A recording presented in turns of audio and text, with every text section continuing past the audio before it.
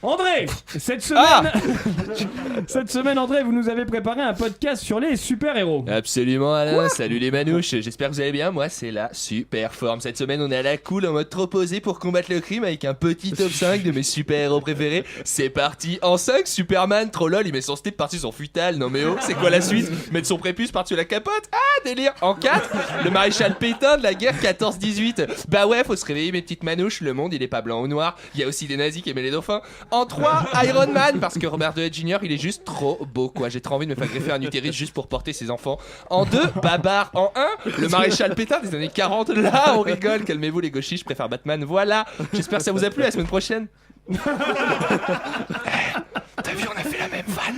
Ouais, on a fait une même. C'est énorme. C'est rigolo. Viens, on se serre la main parce que c'est la connivence. Ouais, c'est très drôle. Vous me dégoûtez. Merci. C'est à cause du silence de gens comme vous qui laissent se produire ce qui vient de se passer sur ce plateau que le fascisme progresse en Europe.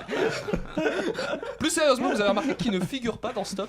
Robin, le bras droit de Batman. Oui, parce que le bras faire droit une intro sur le super-héros avait vraiment une utilité. Comprenez par bras droit le mec qui le branle et dont finalement tout le monde se branle, la boucle est bouclée. Car oui, tout le monde se branle un peu de Robin, on va pas se mentir, éternel second rôle dans un monde où la figure d'admiration se doit d'être mise en avant comme un personnage solitaire, suffisamment fort pour accomplir des trucs tout seul. Notre imaginaire est ainsi peuplé de figures dont on aime dépeindre la réussite par leurs propres moyens, qu'ils aient des super pouvoirs, un ballon d'or ou une écharpe de parlementaire. Le second rôle, lui, malgré toutes ses qualités, n'est au fond qu'à faire valoir la petite roue du tricycle sans qui un vélo ne roule pas mais qu'on laisse au garage dès qu'il y a un peu d'action.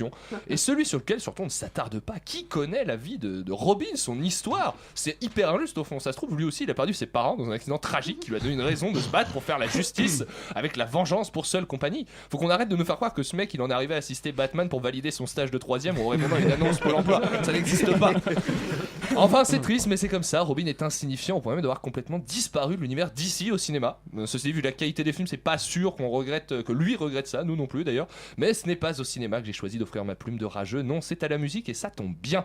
Parce que vendredi dernier, dans le monde du rap game, il y a un Robin qui a sorti un album et qui s'est lancé dans le grand bain.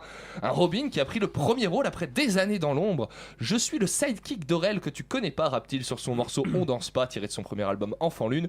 Et l'absence de lumière dans vos yeux, à vous tous autour de cette table, au moment où je prononcerai son nom, ne fera que le confirmer.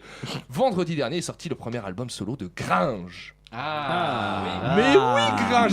Qui connaissait vraiment pas Gringe? Moi. Ah bah Gringe pour vous, Alain, c'est le mec de Bloqué. C'est le pote d'Orelsan dans Les Casseurs Flotteurs. Avec un bonnet, une petite barbe bien taillée, toujours l'air de soit de bouder, soit se foutre de ta gueule. Et ben c'est lui, voilà. Regarde comme il fait beau. Dors, c'est l'heure pour aller jouer.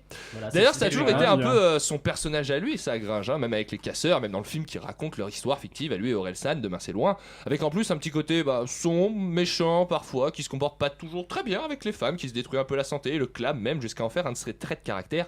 Et c'est ce charmant personnage qu'on découvre un peu plus au fil d'Enfant Lune. Sauf que on connaissait un peu déjà en fait, et qu'en plus on n'a pas tellement envie d'en apprendre plus sur lui, parce que c'est pas un personnage hyper attachant. C'est comme sucer des chiens et faire de l'aquarelle avec leur foutre dans la liste de ses hobbies sur un site de rencontre. Ça donne rarement envie d'en savoir plus sur la personne. Pas forcément non plus envie de rencontrer les gens à qui cette description donnerait envie d'en savoir plus sur la personne d'ailleurs.